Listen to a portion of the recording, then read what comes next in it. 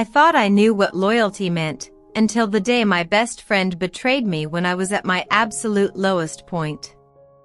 They say you never truly know someone until you're vulnerable in front of them. I learned that lesson the hard way when the person I trusted most in this world chose to abandon me during the darkest chapter of my life. This is my true betrayal story. Her name was Sarah, and for 12 years, she wasn't just my best friend, she was my sister by choice. We met in college, two scared freshmen thrown together as roommates, and somehow, we just clicked. You know that rare connection where you find someone who gets your humor, finishes your sentences, and shows up at your door with ice cream when your heart gets broken? Sarah was that person for me. We celebrated every milestone together. Graduations, first jobs, failed relationships, family drama, we were each other's constant. When I got my dream job, she threw me a surprise party. When she went through her messy divorce, I held her while she cried for weeks. We had this unspoken pact: no matter what happened in our lives, we'd always have each other's backs. People used to joke that we were telepathic. We'd call each other at the exact same moment, show up wearing identical outfits without planning, and always seem to know when the other needed support. Sarah wasn't just my best friend, she was my chosen family, my safe harbor in every storm. I never imagined that the storm I'd need her most for would be the one where she'd choose to walk away. Everything changed when I got the call that would shatter my world. My mother had been diagnosed with stage 4 pancreatic cancer. The doctors gave her 6 months, maybe less. In that moment, standing in my kitchen with the phone pressed against my ear, I felt like the ground had opened up beneath me. The first person I called was Sarah. "I'm coming over right now," she said without hesitation. And she did. She held me while I fell apart, made the calls I couldn't make, and promised me she'd be there every step of the way. For the first few weeks, she kept that promise. Sarah drove me to doctor appointments, helped me research treatment options, and even offered to help me move back home to take care of Mom. She was everything I needed her to be, strong when I was weak, hopeful when I felt hopeless. But then, something started to change. It was subtle at first. Phone calls that went straight to voicemail. Text messages that took hours to return, when they were returned at all. When I'd suggest getting together, she always had an excuse: work was crazy, she was dealing with family stuff, she wasn't feeling well. I tried not to take it personally. People get busy, right? And dealing with terminal illness isn't exactly fun. Maybe I was being too needy, too demanding of her time. Maybe I needed to give her space. But deep down, a small voice kept whispering that something was wrong. The signs became impossible to ignore. I'd see Sarah active on social media, posting photos from dinner parties and weekend trips, all the while telling me she was too overwhelmed to meet up. I watched her stories showing girls' nights and concerts, activities that would have normally included me. The worst part was watching her respond immediately to other people's comments while my messages sat unread for days. I started second-guessing myself. Was I imagining things? Was grief making me paranoid?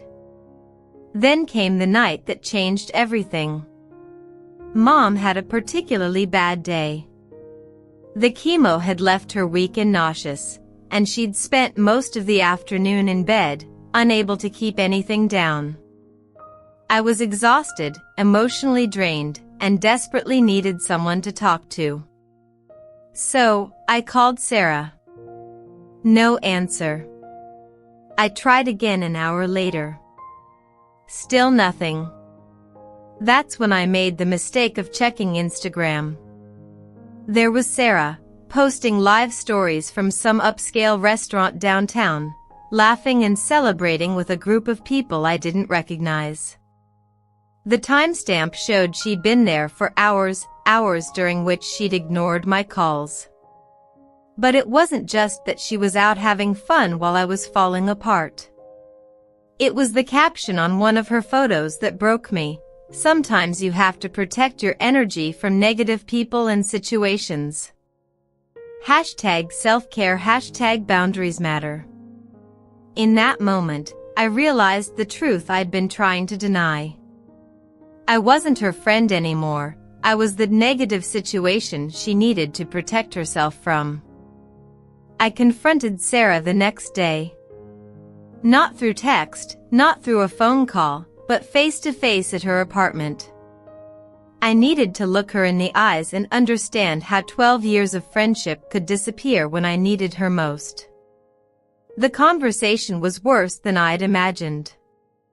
"I can't handle this right now," she said, barely able to meet my gaze.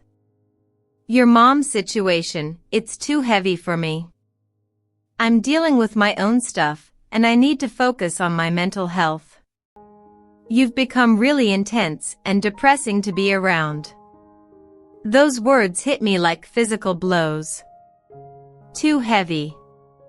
Too intense. Too depressing. I reminded her of all the times I'd supported her through her divorce, her job loss, her family drama. Times when I dropped everything to be there, no questions asked. But apparently, that loyalty was a one-way street. "That was different," she said. "This is. I don't know how to help you with death." And there it was, the brutal honesty I hadn't expected but desperately needed to hear. Sarah wasn't abandoning me because she was busy or overwhelmed. She was abandoning me because my pain was inconvenient, and she lacked the courage to walk through darkness with someone she claimed to love. That day, I didn't just lose my best friend. I learned that some people will only love you when it's easy. The months that followed were some of the loneliest of my life. Not just because I was losing my mother, but because I was also grieving the death of a friendship that had defined who I was for over a decade. But here's what I discovered in that darkness. When fair-weather friends disappear, you find out who your real family is. My coworker Emily, someone I'd barely spoken to outside of work, started bringing me lunch every day when she noticed I'd stopped eating. My neighbor Mrs. Chen, an elderly woman I'd only exchanged pleasantries with, began leaving home-cooked meals at my door. My college roommate from freshman year, someone I hadn't talked to in years, called me every Sunday just to check in. These people, the practical strangers, showed me more genuine care and loyalty than my so-called best friend ever did. Mom passed away 4 months later, surrounded by people who chose to love us through the hardest season of our lives. And yes, Sarah's absence hurt. There were moments I looked around the funeral service, expecting to see her face in the crowd, hoping she'd realize what really mattered. She never came. But in her absence, I learned something profound. Betrayal isn't just about what someone takes from you, it's about what it reveals about your own strength. Today, 3 years later, I can honestly say that Sarah's betrayal was one of the most painful but necessary experiences of my life. It taught me to value people who show up consistently, not just when it's convenient. It showed me that true friendship isn't about how long you've known someone, it's about their willingness to walk through fire with you. I don't hate Sarah. I actually feel sorry for her, because she'll never experience the deep, authentic relationships that come from being brave enough to love people through their darkest moments. As for me, I'm surrounded by people who've proven their loyalty not through words, but through presence. People who understand that real love isn't conditional on your circumstances or your mood or your ability to be entertaining. If you're watching this and you've experienced betrayal from someone you trusted, I want you to know something. Their inability to love you through difficulty says everything about them and nothing about your worth. You deserve people who choose you consistently, especially when choosing you is hard. Have you ever been betrayed by someone you trusted most? Share your story in the comments below.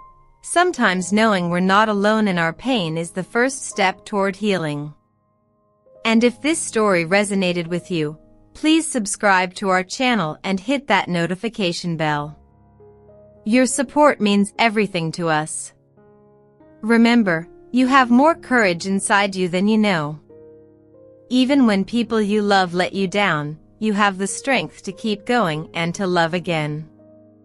Thank you for listening, and I'll see you in the next story.